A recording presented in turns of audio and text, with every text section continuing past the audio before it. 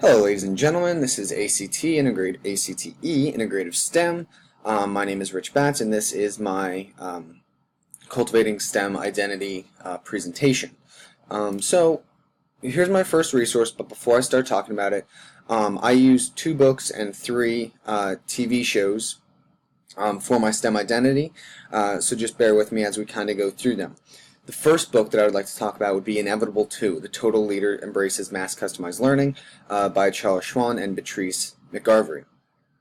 So this book kind of focuses on that mass customized learning concept, having a unique learning environment for each and every student. And that doesn't mean having one-on-one with each and every student. That just means adjusting your lessons, adjusting your your units, your projects, your assignments to each individual student to make it their learning experience. It provides solutions to go against that assembly line education process. That's kind of, you could say, the norm for education right now. You know, we sit students in each seat in the row, and then we give them information and they regurgitate it back to us. But this book kind of goes against all that. It has that mass customized learning experience where the projects, it's more of a project-based approach where they find the information on their own, that inquiry approach to it. They get to where they need to be with us as educators as more of a facilitator to help them get there, which is a really cool concept, which kind of cultivates my STEM identity, because during my projects I like to give them that freedom to branch out, to explore other areas of science that correlate back to the content, but they can take it one step further into something that excites them about it. You know, for photosynthesis, for instance, I like to do a kind of a play type thing where they have to put on a show of photosynthesis, where they can make a movie, they can do a poem, they can do a show, they can do whatever they want in order to tell me about photosynthesis and cell respiration. They're kind of their interdependence, which is really cool, and it kind of falls under this mass customized approach. So again, the book kind of focuses, there are some other highlights in there, the intrinsic learner motivation it helps build on, and how the learner outcome best learn, and so much more. And I would highly recommend this book to anybody. So the second book is a science book, which I really enjoyed, The Selfish Gene by Richard Dawkins. I actually was planning on reading the second book, the sequel to it, The Extended Phenotype, this summer, but I didn't get around to it, taking a bunch of grad classes and working a lot. However, next summer I will read it. But basically what's going on here is this book discusses the growth of who we are today, how we got here from our genes, our ancestral genes from way back when, pretty much how we are today.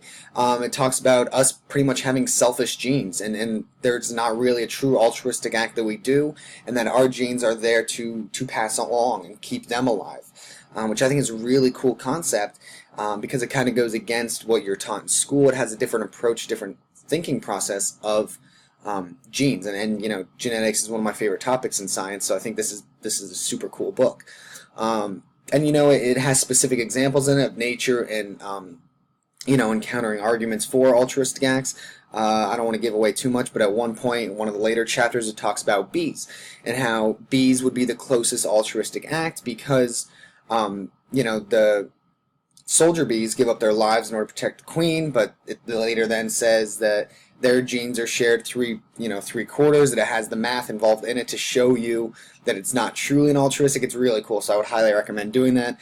But it cultivates my STEM identity because you know, it gives me a different outlook on things. It gives me a different perspective on that genetics, on the genes, and on how we kind of became who we are today, which I think is really cool. You know, part of the STEM identity from the chapter, I believe it was chapter 2 of our text, was, you know, having that open mind and using this new information to create new ideas, to synthesize new concepts. And I think this is a very new concept that, you know, I would obviously recommend to you guys if I'm sharing it with you right now. So, TV show. First TV show, How It's Made. Super cool show. It's Science Channel. Thursdays, 8 p.m. So this is on multiple categories. Things are made, you know, from baseball gear to speed cars, a bunch of different things on how it's made. And so a specific episode that I'd want to talk about would be season 22. Yeah, the show must be pretty good if there's 22 seasons.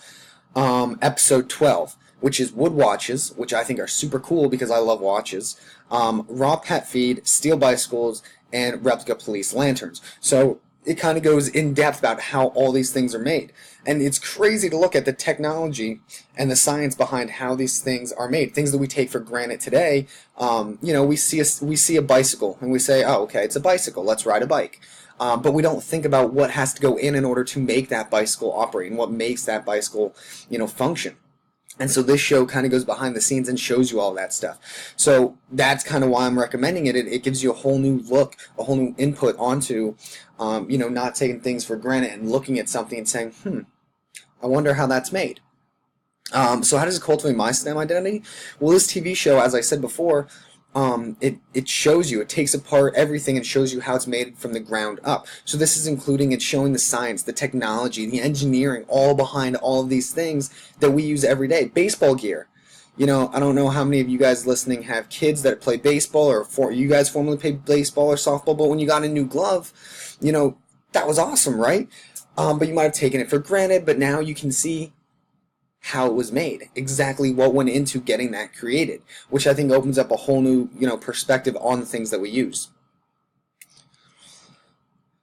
Second TV show, Impossible Engineering, kind of goes in the same concept of how it's made, but wait till you see my episode. Impossible Engineering, Science Channel, obviously 9 p.m. It's going to come right after our How It's Made, but this shows some of the greatest buildings, ships, stadiums, and other unbelievable marvels are going to be created. So all these, big landmark projects that you can see how they're created goes, behind the scenes with this TV show. So the specific episode that I'd like to talk about was Season 2, Episode 3, AT&T Stadium. For those of you who don't know, that is the Dallas Cowboys stadium down in Texas. It's a $1.2 billion stadium. It's got the largest retractable roof in the world. Now, how crazy is that? Even if you're not a Cowboys fan, you have to admit that their stadium is very nice. So that stadium, that $1.2 billion stadium, that largest retractable roof in the world, how that's made, how we were able to do this. And there are some things such as the underwater oil rigs are on their shows, which I think is also unbelievable, because personally I would not want to be in the middle of the ocean setting up those big steel beams in order for somebody else to oil with all those sharks and other creatures down there. But that's just me. So again, how does this cultivate my STEM identity? This kind of goes hand in hand with the other TV show. It shows you that behind the scenes, that science, technology behind that engineering, for the most part, of these massive landscapes. And so I think this makes me realize, how we can construct more things in the classroom, obviously to a smaller scale, but showing them how they operate and how they function. We can get real-world examples. When a student asks, why do I need to learn this? I can say, well, actually, you need to learn this, or you should know this, because if you go into this field, then this is what they're doing with this sort of information, with this sort of technology, which I think is super cool. Last but not least, as I mentioned, I have 3 TV shows. Brain Games. For any of you that have not seen Brain Games, it is kind of funny, but awesome at the same time. The scientists explore how our brains measure things that, are very abstract. So things such as, in my specific episode, Season 2, Episode 3, speed, right? So this show shows you how easily it is to manipulate speed. I'm sure a bunch of you, if you're driving the car, you can close your eyes and you won't be able to guess how fast you're going in that car.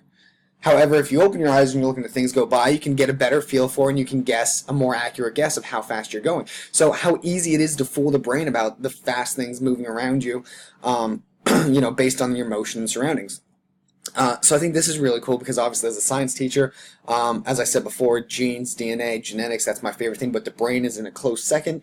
So anything relating to the brain I also find super interesting. So it cultivates my STEM identity, because, I think learning these little things goes a long way in the classroom. I can take some of these experiments that they do and scale them down and use them as an example in the classroom, and then ask the students, what's going on, why is this happening. In a previous video, I used oh my gosh, I forget what it was called, but it was with the drill and the wheel on it to spin it, and after you spun it and stared at it for a little bit, and when you looked up, everything looked like it was coming toward you or away from you. So that kind of a concept correlates with this. And I think that's just really cool, and I think it definitely cultivates my STEM identity, because it gives me, all of these kind of give me a different perspective into science and give me some more background information into them. So I apologize for it being a little lengthy. I did not anticipate it being this long, but I hope you guys enjoyed my STEM identity, and I hope you guys check out some of the resources and let me know what you think. Thank you for listening.